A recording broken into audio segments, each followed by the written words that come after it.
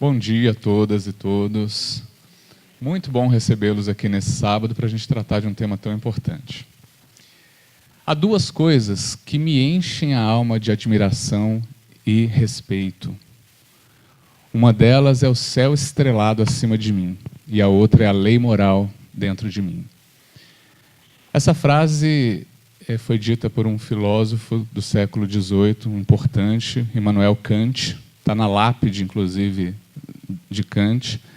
Alguns consideram Kant um iluminista, outros um criticista, mas o importante é que ele é um grande nome da reflexão ética. E, dentre outras coisas, Kant dizia que a ética é uma questão da razão.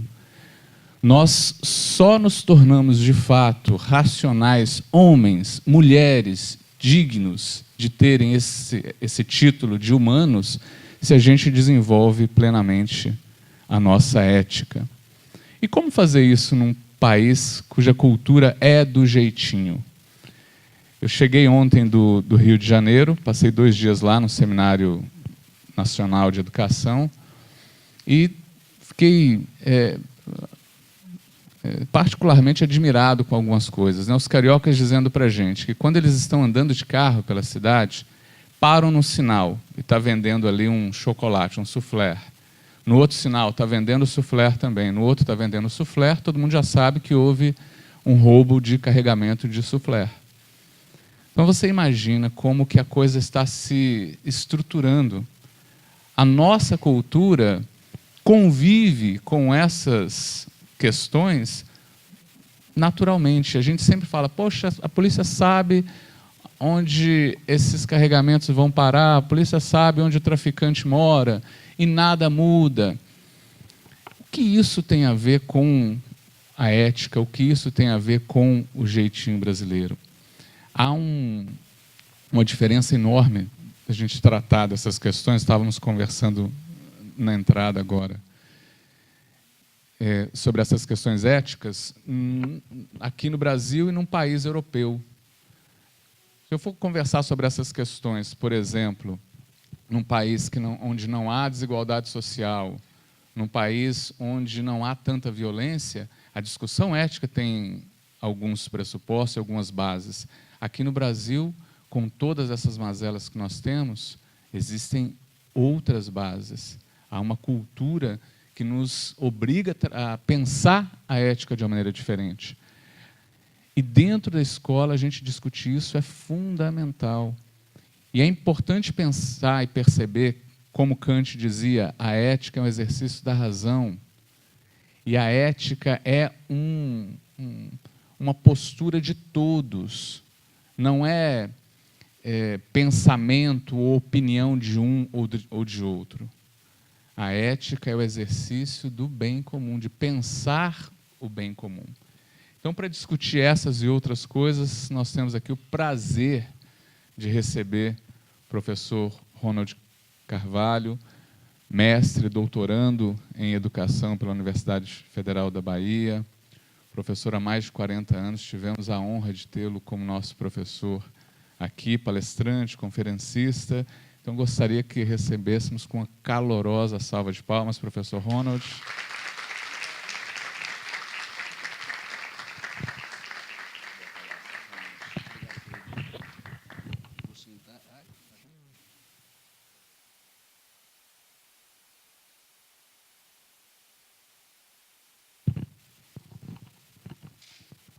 Bom dia, pessoal. Deixa eu me aprumar aqui.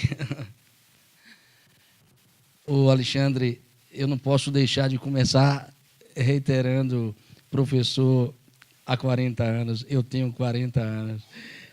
Você me deixou muito feliz porque isso acaba evidenciando o quanto eu nasci vocacionado a ser professor. Ou seja, desde 1 ano de idade que eu já demonstrei ao mundo para o que eu vim fazer. Legal. Bom dia, gente. Alexandre já fez a apresentação. Antes de começar essa palestra, essa conversa com vocês, incumbência que eu espero cumprir com inspiração e entusiasmo, eu gostaria de fazer 2 considerações preliminares, sem as quais eu correria o risco de incitar a curiosidade de vocês desnecessariamente e correria o risco também de deixar escapar esse momento que, inequivocamente, é o momento em que o meu coração mais anseia expressar o quanto eu estou feliz em estar aqui. Quanto a incitar a curiosidade de vocês, eu queria dizer primeiramente que eu estou de óculos escuros, porque eu sou deficiente visual. Eu acho que alguns de vocês devem ter percebido aí pelo movimento. E eu estou cego completamente há menos de 1 ano. E como um cego recente que não tem nada nos olhos que indique a cegueira, eu não sei ainda para onde olhar. E isso acaba rendendo situações muito engraçadas, porque as pessoas pensam que eu estou olhando para elas e eu não estou. Então, imagine isso no cotidiano, né? Já deixei muita gente com a mão estendida, inclusive. E aí eu arrumei um Ray-Ban e resolvi o problema, porque desse modo eu já... É porque geralmente... quer dizer, eu ando de bengala, mas às vezes eu deixo a bengala de lado, porque às vezes eu esqueço que eu sou cego. É curioso isso. Às vezes eu saio de casa e, poxa, cadê a bengala? Então é bom eu estar sempre comunicando isso para que vocês tenham noção desse detalhe, e desse modo a gente consegue interagir de um modo melhor e mais eficiente. Quanto à segunda consideração preliminar, quanto ao anseio de dizer o quanto eu estou feliz aqui, como bem disse o professor Alexandre, eu estou em casa, eu me sinto em casa, porque o Colégio Vila, sem dúvida nenhuma, foi uma das instituições que mais me trouxe alegria e entusiasmo, sobretudo pela sinergia afetiva que permeou a minha relação com os alunos do 3º ano, com a coordenadora Cris, que não está aqui, com Maria, que deve estar por aqui, na época a psicopedagoga lá do 3º ano, e também porque o Colégio Vila, desde a época em que eu fui professor, já demonstrava estar sendo animado por um espírito novo, por um espírito educacional, digamos, vanguardista, por um espírito afeito a grandes desafios.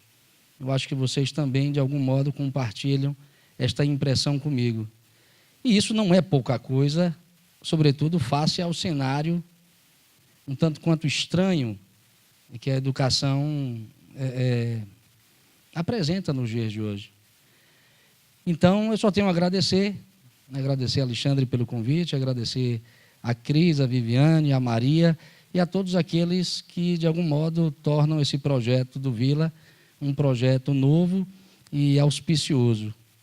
Então, são essas as considerações. Vamos ao título da palestra. Vou retomá-lo aqui para poder dar um start na minha fala. Jeitinho brasileiro e a cultura de antivalores. 2 pontos. É possível educar nos dias de hoje? Aliás, é como educar nos dias de hoje? Bom, a pergunta é, como vocês podem perceber, desconcertante. Aliás, as 3 questões que se colocam no título da palestra, como vocês podem perceber, são questões bastante abrangentes para serem contempladas no período de, 1 hora, que é o tempo de uma palestra. Obviamente que são questões muito delicadas, eu diria até questões muito mal compreendidas nos dias de hoje, principalmente porque tem nos faltado a paciência, tem nos faltado o esforço, tem nos faltado o discernimento, tem nos faltado a coerência necessários para a gente pensar mais profundamente sobre o que passa a nossa civilização, sobre esse estado de coisas que acomete a nossa civilização, o nosso país, a nossa cidade, e sobre o que se passa em nossas próprias vidas. Eu acho que o corre-corre do dia a dia acaba inibindo um pouco a nossa disponibilidade para pensarmos sobre essas questões. E eu digo isso porque esse momento, ou melhor, estes momentos em que vocês, pais, são convidados a participarem de debates como esse, são sempre momentos muito propositivos para a gente escapar um pouco desse corre-corre e a colocar as nossas melhores intenções, as nossas melhores emoções, as nossas melhores sinapses para pensar sobre coisas realmente importantes. Como eu não sou um sociólogo, eu sou um filósofo idealista, eu acredito muito mesmo nos ideais humanos, eu procuro vivê-los, eu acredito muito no ser humano. Então, como eu sou um filósofo idealista, eu tendo a pensar a realidade humana, os processos humanos, numa perspectiva mais universal. E eu tendo também, como filósofo, a buscar compreender mais as coisas que estão por detrás das coisas do que propriamente as coisas na forma óbvia como elas acontecem. E digo isso para vocês, digamos, por 3 razões importantes e importantes de serem ditas nesse momento. Primeiro, para que vocês tenham noção de onde eu vou partir e para onde eu vou apontar nessa palestra, posto que não há como nós amputarmos, posto que não há como a gente evitar que certas visões de mundo transbordem em nossa fala. Então, é importante eu estar assinalando isso para vocês de modo preliminar. A segunda razão é para que vocês tenham, desde já, noção de que eu não vou fazer uma análise sociológica sobre o jeitinho brasileiro, sobre a cultura de antivalores, sobre a educação. Eu me proponho a fazer mais uma abordagem filosófica do que propriamente sociológica. A sociologia aqui entrará apenas de modo complementar. O percurso será, sobretudo, no sentido de provocá-los filosoficamente e, obviamente, fazer emergir algumas questões que talvez não estejam, não são do âmbito da sociologia. E, em terceiro lugar, em se tratando de uma abordagem filosófica, eu gostaria de pedir a vocês que prestem muita atenção nas entrelinhas da minha fala, porque talvez nelas habitem os aspectos mais edificantes, os aspectos mais salutares do que eu tenho a dizer. Esse movimento, que na filosofia seria um movimento fenomenológico, né, uma terminologia própria da filosofia, mas esse movimento filosófico de tentar assimilar as coisas, as nuances mais escondidas da fala, é um movimento bastante interessante para a gente ampliar a nossa capacidade de reflexão.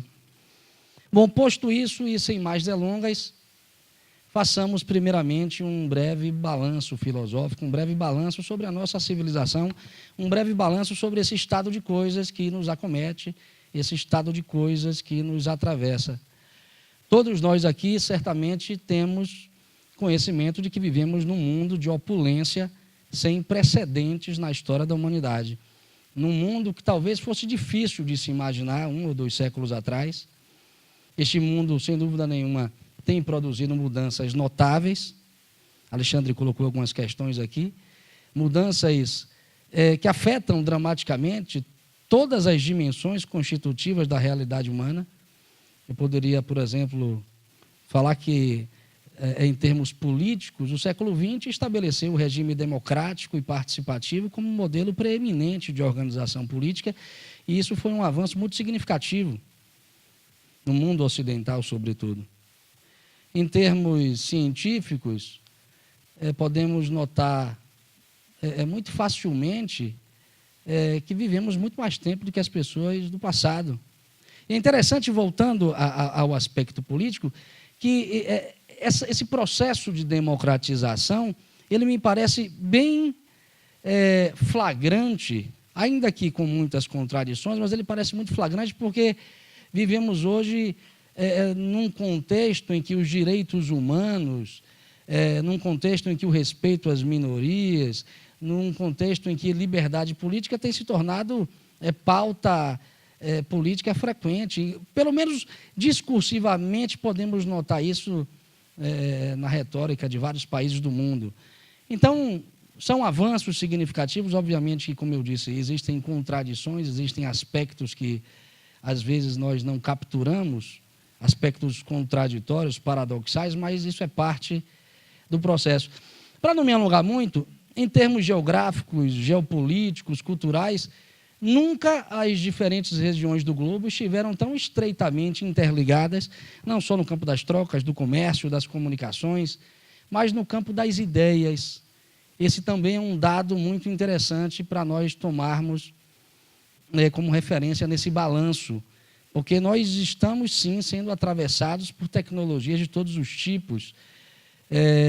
Quando eu me refiro a esse estreitamento das diferentes regiões do globo, é porque nós hoje dispomos de tecnologias, estão nos nossos bolsos, e nós lidamos com essa hiperconectividade global quase que cotidianamente, compressão do tempo e espaço em proveito de uma realidade que nós chamamos de realidade virtual. Tudo isso é muito novo, tudo isso é muito fabuloso, eu diria até vertiginoso. São alguns aspectos interessantes que a gente anda produzindo.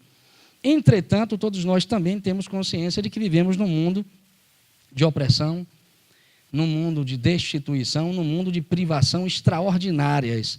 Se nós prestarmos mais atenção, vamos perceber que convivemos com problemas novos sem que tenhamos resolvido problemas antigos da humanidade, como a persistência da pobreza, a desigualdade social cada vez mais profunda no mundo inteiro, violação de liberdades políticas, ampla negligência diante do papel e da condição de agente das mulheres na sociedade, ameaças cada vez mais graves ao meio ambiente e a própria sustentabilidade da nossa economia, ruína do Estado de Direito, ruína do Estado de Direito. Nós estamos vivendo isso hoje no Brasil.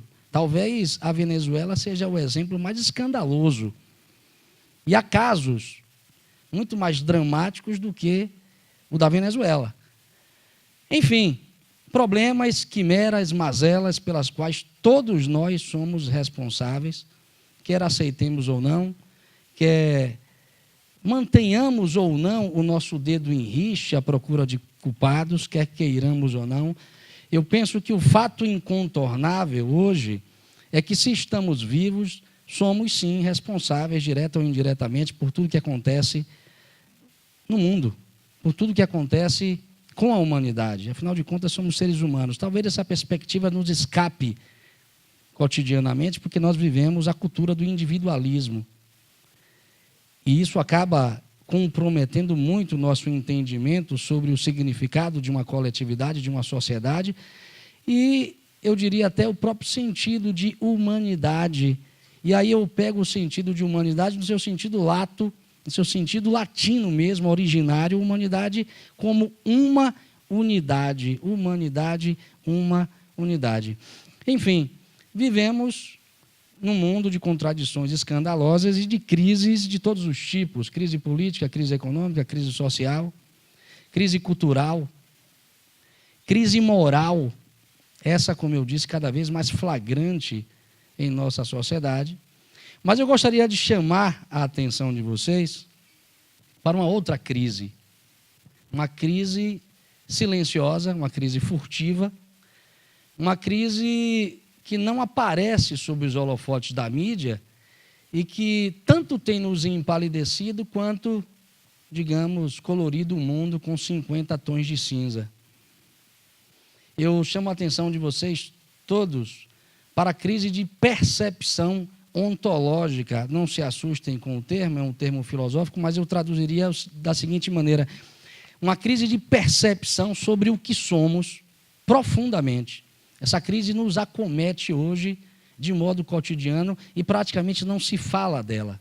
Eu poderia traduzir esta crise de um outro modo, de um modo mais didático. Nunca a compreensão sobre o que somos, seres humanos, esteve tão dessacralizada como nos dias de hoje. Nunca a compreensão sobre o que somos esteve tão dessacralizada como nos dias de hoje. Talvez por isso que estamos tão tacanhos em nossas apostas de vida, talvez por isso que estamos tão emagrecidos de espiritualidade, talvez por isso que estamos tão pobres, me perdoem, mas a palavra é essa mesmo, talvez por isso que estamos tão empobrecidos na nossa relação com nós mesmos e, consequentemente, na nossa relação com o outro, com a natureza, com o mundo e, por que não, com o universo. Sintomas dessa crise de percepção estão por todos os lados, não é difícil perceber isso. A crise talvez esteja realmente furtiva, talvez não consigamos percebê-la com tanta clareza, mas os sintomas dessa crise estão aqui, ali, estão refletindo-se em todos os nossos campos de atuação, estão se refletindo no nosso modo de vida, refletem-se em nossa autoimagem individual e coletiva. Essa crise se reflete também em nossos padrões de comportamento, quase sempre mecânicos, quase sempre muito óbvios, quase sempre muito previsíveis. Enfim, refletindo-se em nossas apostas de vida, que cedo ou tarde, em função desta crise, acabamos por incorrer em atitudes imorais que desembocam em anomalias sociais, como a corrupção, por exemplo. Nós não estamos muito atentos aos movimentos produzidos a partir desta crise. E repare, eu estou me referindo a uma crise psicológica, não é uma crise política, não é uma crise econômica, é uma crise psicológica, é uma crise de entendimento, é uma crise de autopercepção, é uma crise de posicionamento no mundo. Penso eu que a natureza, o universo, esperam mais do que o que estamos produzindo cotidianamente.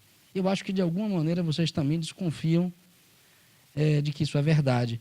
Eu vou assinalar alguns sintomas dessa crise, só a título de provocação, para que a gente possa refletir, para que a gente possa ser provocado um pouco e depois nós damos continuidade em direção aos 3 temas que estão colocados no título aqui da palestra. Eu diria que um primeiro sintoma muito interessante é que pensamos que somos mais uma dentre tantas espécies animais que compartilham conosco esse orbe terrestre. Nós pensamos que somos literalmente animais racionais, esse conceito característico da educação que nasce no século XIX.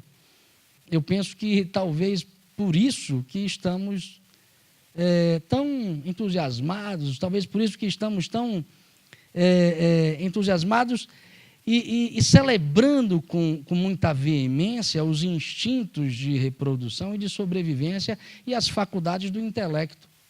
Olha como isso é interessante. Se nós observarmos o que nós estamos fazendo no dia a dia, minuto a minuto, hora a hora, nós vamos perceber que nós estamos atendendo muito os nossos instintos de reprodução e de sobrevivência. Talvez porque a nossa autoimagem seja a de um animal. Mas é só uma provocação. E se não formos? E se não formos meros animais racionais? E se o verdadeiro êxito humano não estiver radicado na mera realização instintiva, na mera realização afetiva e intelectual?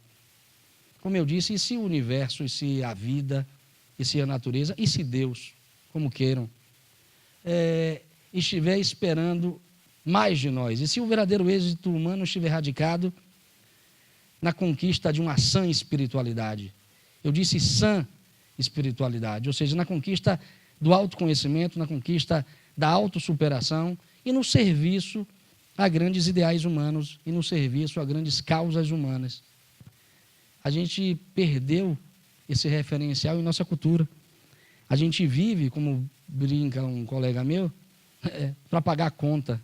A gente vive sufocado por essas correrias que acabam nos impelindo a não prestar atenção em nós mesmos. É uma provocação inicial. Uma outra provocação também interessante para a gente começar a pensar um pouco mais em nós mesmos e na nossa conduta é que cultuamos religiosamente o fácil, o cômodo e o confortável, mas de uma maneira tal que a nossa felicidade pode ser, sim, traduzida numa equação. Talvez essa seja a grande religião dos dias de hoje, o culto ao fácil, ao cômodo, ao confortável. As pessoas não querem se mover para nada. Praticamente, a gente tem se anulado em função desses recursos tecnológicos todos aí que nós dispomos e que poderia, sim, potencializar muita coisa, mas talvez nós, pelo fato de não estarmos atentos a nós mesmos, essas coisas talvez estejam nos dominando. Mas que equação é essa, professor? Maximização de prazer e fuga da dor o tempo todo. A nossa felicidade, observem, se traduz em maximização de prazer. A gente busca o tempo todo maximizar prazer e fugir da dor a todo custo, como o diabo foge da cruz. Se já não bastasse o fato de nos relacionarmos precariamente com o prazer, porque a nossa cultura é excessivamente hedonista, e essa juventude tem celebrado isso de um modo perigosíssimo. Mas a nossa geração e as gerações anteriores que se desenvolveram a partir da modernidade, sobretudo a partir do século XIX, com o advento da indústria cultural e todos os seus recursos de pasteurização e de manipulação, enfim, tem celebrado muito o prazer pelo prazer. Isso tem sido posto em nossa felicidade de um modo tal que a gente, de fato, confunde felicidade com prazer. Confundimos felicidade com prazer pelo prazer e sempre fugindo da dor. Como se pudéssemos, aí eu chamo muito a atenção de vocês, como se pudéssemos fugir da dor, como se pudéssemos fugir desta que é a condição mais inexorável da nossa existência. Eu diria, a gente quer escapar desta que é a condição mais pedagógica da existência. E a filosofia budista me parece muito lúcida quando afirma em sua primeira verdade nobre que a existência é dor. A existência é dor, ou seja, existir por si mesmo dói. Existir dói. E se dói, é porque a vida parece apontar pedagogicamente para algum sentido secreto. Só que esse sentido nos escapa o tempo todo, porque a nossa cultura não nos fornece referenciais para nós prestarmos atenção nos recursos pedagógicos que a vida tem se utilizado e sempre se utilizará para nos convocar ao que somos. Isso nos escapa. É fácil perceber o quanto nós estamos covardemente fugindo desta condição, como eu disse, inescapável. O homem de hoje, ele é fraco. Me desculpem, mas é verdade. Nós não estamos prontos para lidar com as mínimas adversidades do cotidiano. Um término de relacionamento, uma situação de desemprego, ou simplesmente você perder o seu celular, leva hoje as pessoas ao desespero. E as notícias estão aí, eu não preciso me alongar muito nessa fala, nesse ponto, porque os dados que constituem essa realidade estão dispostos aí no nosso cotidiano, nós estamos vendo isso, ou seja, a gente não consegue lidar com a dor. Será que a indústria farmacêutica não sabe disso? Ora, se sabe. É ela que, de algum modo, tem se beneficiado com tudo isso. Então, é bom a gente começar a pensar nessa questão, porque a gente precisa, de fato, ressignificar a nossa relação com essa condição inescapável e, sobretudo, ressignificar no sentido de fazê-la trampolim para a nossa existência e não buraco, abismo para a gente se perder. Um terceiro sintoma e último, para não me alongar muito, é que brincamos de cabra cega com a vida. É interessante, cabra cega. Se eu estivesse diante de alunos do terceiro ano, eu usaria outra metáfora, porque eu acho que eles não sabem o que é cabra cega. Ou sabem, devem saber, porque essa galera é esperta. Mas eu não sei se brincaram de cabra cega. Mas vocês entendem. Nós brincamos de cabra cega com a vida. Brincamos de cabra cega com a vida como se a vida funcionasse como um jogo de tentativa e erro. É incrível como nós adoramos a frase errar é humano. Errar é humano, mas a gente está meio esquecido de que acertar também é humano. Acertar também é humano. E a gente opera na vida negligenciando, por exemplo, toda uma tradição moral, toda uma tradição ética, que há pouco aqui assinalou o Alexandre, A gente opera na vida negligenciando toda uma tradição ética, toda uma tradição, todo um acervo de ensinamentos que poderia, sim, nos ajudar a compreender a própria vida. Eu diria que nós negligenciamos todos os ensinamentos que os filósofos e os grandes mestres de sabedoria legaram para nós e que poderia, sim, nos ajudar a reinventar a própria vida ou a relembrar a chamada antiga arte de viver. É título de um livro de um filósofo, inclusive, chamado Epíteto. Pelo menos uma tradução ocidental. Eu quero dizer o seguinte, é que nesses termos, Platão, Sócrates, Aristóteles, Epíteto, Kant, Marco Aurélio, Sêneca, Confúcio, Lao Tse, não são figuras que saíram da história deixando imensas pegadas de espiritualidade e sabedoria. Para nós, pós-modernos, essas figuras são apenas figuras interessantes, cujo pensamento é igualmente interessante, com uma produção literária legal, interessante, mas nós preferimos mesmo a nossa subjetividade quase sempre apoiada em nossas conveniências emocionais, porque a gente opera com uma subjetividade quase sempre apoiada em conveniências de ordem emocional. E quando nem estas conseguem resolver o problema, a gente apela, claro, para um livro de autoajuda. Está na moda. É só abrir a revista Veja, por favor, não abram. Mas já que, porventura, isso pode acontecer, vocês vão encontrar na lista dos mais vendidos os livros de autoajuda. Mas nem sempre os livros de autoajuda estão prontos para resolverem os nossos problemas com seus receituários, com 10 ou 50 lições. A gente, às vezes, precisa apelar para o balcão de uma farmácia e adquirir, claro, um antidepressivo ou um antiociolítico. Desculpa a ironia, pessoal, mas é porque tem sido assim. Tem sido assim. Tanto tem sido assim que um filósofo contemporâneo, há pouco tempo, acho que menos de 10 anos atrás, escreveu um livro intitulado Mais Platão, Menos Prozac. É o título da obra. Foi uma obra que vendeu muito, está aí nas livrarias como um dos grandes best-sellers. Ou seja, será que esse filósofo está enganado? Não, tem sido assim.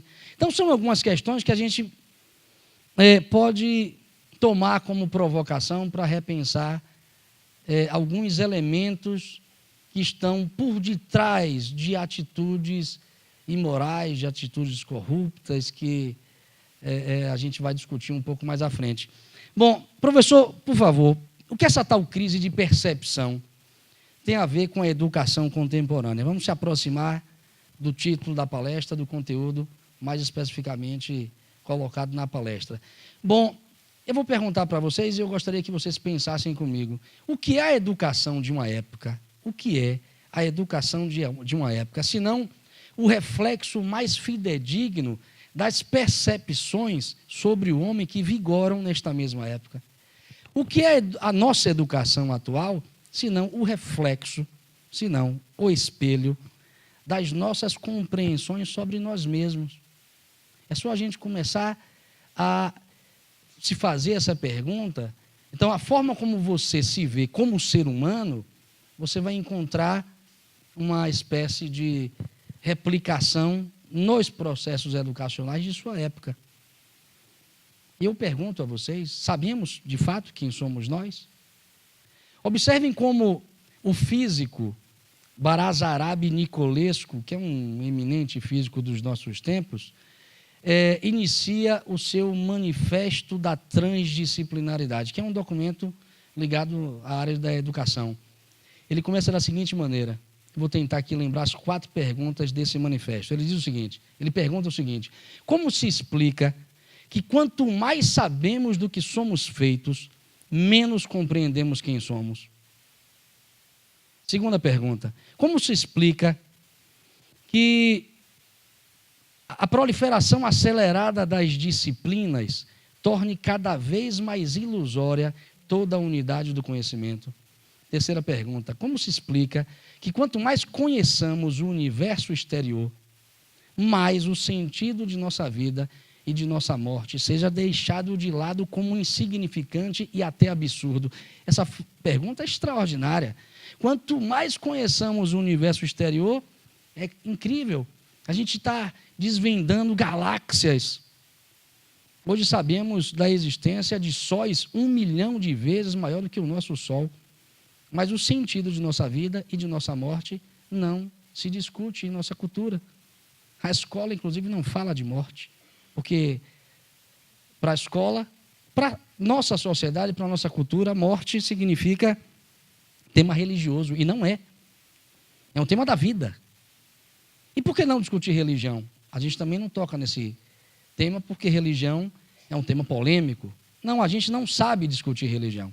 E por isso a gente fica sempre com essas reservas. A última pergunta de Basarab Nicolescu é desconcertante. A quarta pergunta deste manifesto da transdisciplinaridade, que é um documento bastante interessante. Vocês podem procurar na internet. Eu indico mais especialmente até aos professores que estão aqui. A quarta pergunta é a seguinte: a atrofia do ser interior seria o preço a ser pago pelo conhecimento científico? A atrofia do ser interior seria o preço a ser pago pelo conhecimento científico? Agora quem vai perguntar sou eu, problematizando a pergunta desta palestra. Como educar nos dias de hoje se sequer sabemos quem somos? Olha que coisa interessante. Como educar nos dias de hoje se nós não sabemos sequer o que somos, se nós sabemos muito pouco quem somos? Saibam que nesses últimos 2 séculos, nós tivemos a certeza que o Homo sapiens, esse tal Homo sapiens, era sapiens por causa da razão. A razão que foi colocada aqui por Alexandre. Essa razão tem múltiplas faces na modernidade. Nós, há pouco tempo, pensávamos que a razão resolveria todos os nossos problemas. Me parece que ela gerou mais problemas, pelo menos da forma como ela foi conduzida. A razão enquanto instrumento. Repare que a mesma razão que iluminou o mundo com tantas descobertas científicas, escureceu esse mesmo mundo com uma bomba, por exemplo, como a bomba de Hiroshima, que dizimou 70 mil seres humanos em 1/10 de fração de segundo. Quem produziu isso? Os norte-americanos? Não, nós, seres humanos. A razão que conduziu a este processo, a razão sem a devida consciência operando nesse processo.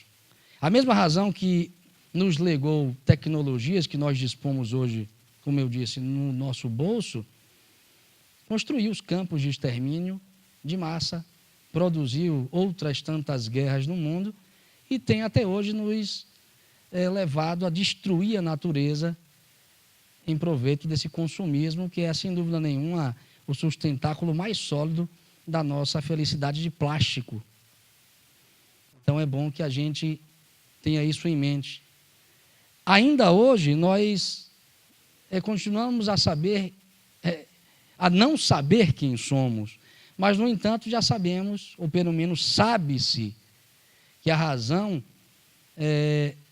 ou melhor, o mero desenvolvimento cognitivo, e eu quero que vocês prestem mais atenção ainda nisso aqui, o mero desenvolvimento cognitivo, o mero desenvolvimento racional, o mero acúmulo de informações, hoje sabe-se que tudo isso não vai tirar a gente desta eterna infantilidade moderna. Não vai tirar a gente dessa condição. Inclusive porque hoje tem emergido novos conhecimentos, tanto na área das ciências naturais quanto na área de ciências humanas, conhecimentos de caráter não racional e que tem situado o homem como um ser integrado a uma teia de relações infinitas que o torna responsável por tudo que o envolve. Nós somos responsáveis por tudo que está no nosso entorno. O que eu quero dizer para vocês, essa nuance é importante para se pensar mais tarde corrupção, para se pensar mais tarde valores humanos. É bom vocês perceberem que toda ação que nós produzimos no mundo, Toda ação que produzimos no mundo se desdobra em desdobramentos infinitos e cedo ou tarde retorna até nós. Quem está dizendo isso não é a filosofia. Quem está dizendo isso não é a tão desacreditada e descreditada filosofia. Quem está dizendo isso é a ciência. Quem está dizendo isso é a física quântica, a teoria da complexidade, a teoria dos sistemas. Então, eu estou chamando a atenção para esse aspecto porque nós somos muito cientificistas. Nós não damos muita bola para a filosofia. Nós não somos uma civilização filosófica. Somos uma civilização cientificista, científica. Então, eu estou dando para vocês esta informação muito interessante. É a ciência que está dizendo que uma ação que nós produzimos no mundo vai cedo ou tarde repercutir. Agora, não pensem que a vida, a natureza, o universo é tão pedagógico como um professor. Não é, porque ela não vai ligar para você e falar assim, olha, o que você está passando agora é resultado de uma ação que você produziu naquele momento, naquele dia, resultou nisso e se desdobrou naquilo e agora volta para você. Não. Como diz o baiano, a rebordosa vai aparecer sem que a gente tenha noção. Então, a vida não é um cenário fácil de ser compreendido na sua operatividade. Então, é bom que a gente comece a pensar nisso para que a gente comece a vigiar as nossas ações, mas vigiar com consciência. Um policiamento necessário que a gente precisa desenvolver. Mas sobre isso, a gente, em uma outra ocasião, poderia discutir. E a pergunta mais importante nesse contexto que eu estou colocando, voltando para o título da palestra, onde se encontra a educação face a esses novos conhecimentos, face a essas novidades que estão aparecendo e estão emergindo, trazendo esse novo paradigma? Bom, num sentido geral, a educação escolar, sobretudo, continua emoldurada em teorias, práticas e procedimentos que remontam ao século XIX. Não é difícil perceber isso. Independentemente de estarmos numa escola particular ou numa escola pública, qualquer um de nós pode perceber o ranço das teorias, práticas e procedimentos do século XIX numa sala de aula. Primeiro que a sala é quadrada, os alunos estão em fila, de farda, e o que eles fazem de 50 em 50 minutos? Enlatam, desculpem a expressão, mas a palavra é essa mesmo, enlatam conteúdos que muito pouco dialogam entre si, por mais que os educadores se esforcem no sentido de constituir uma interdisciplinaridade, uma multidisciplinaridade, uma transdisciplinaridade, ainda os processos estão muito incipientes. Então, por mais que tentemos, os alunos continuam enlatando conteúdos para responderem a um protocolo de mercado que nós todos já respondemos, chamado vestibular. Para entrar numa universidade, para entrar num espaço educacional, considerado por um grande filósofo da educação nos dias de hoje, Edgar Morin, como um campo fechado em si mesmo. A universidade sofre, eu estou lá há 11 anos, graduação, mestrado e nesse doutoramento, e eu vejo o quanto ela se debate, ela se angustia pelo fato de não conseguir produzir respostas para as várias demandas sociais. Produz sim, mas produz muito pouco.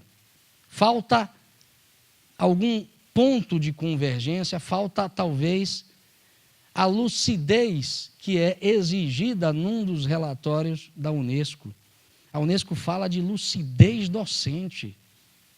Lucidez docente. E olha que quando ela fala disso, ela não se refere somente ao docente professor, mas ao docente pai. Tem pouco lúcido no mundo, nas minhas palavras, traduzindo esse relatório. Então, observem que estamos, de fato, num labirinto. Por isso que eu, nessa semana, conversando com a jornalista daqui do Vila, ela está aqui? Enfim, conversando com ela, eu disse a ela, eu brinquei que essa pergunta que está no título da palestra é a pergunta do milhão. Talvez apareça lá no Luciano Huck, no sábado, se alguém chegar, a pergunta do milhão vai aparecer. Como educar nos dias de hoje? Porque certamente ninguém vai saber responder e, obviamente, que a IP não vai pagar o 1 milhão. Observe uma coisa interessante. Quem faz esta pergunta é uma escola. Sabe por que uma escola faz essa pergunta? Porque todas as escolas estão perguntando essa mesma pergunta. Porque os pais estão fazendo essa mesma pergunta. E não adianta apontar o dedo para as escolas, porque a educação é uma responsabilidade, sobretudo uma responsabilidade dos pais. E aí eu dirijo a mesma pergunta a vocês. Vocês estão educando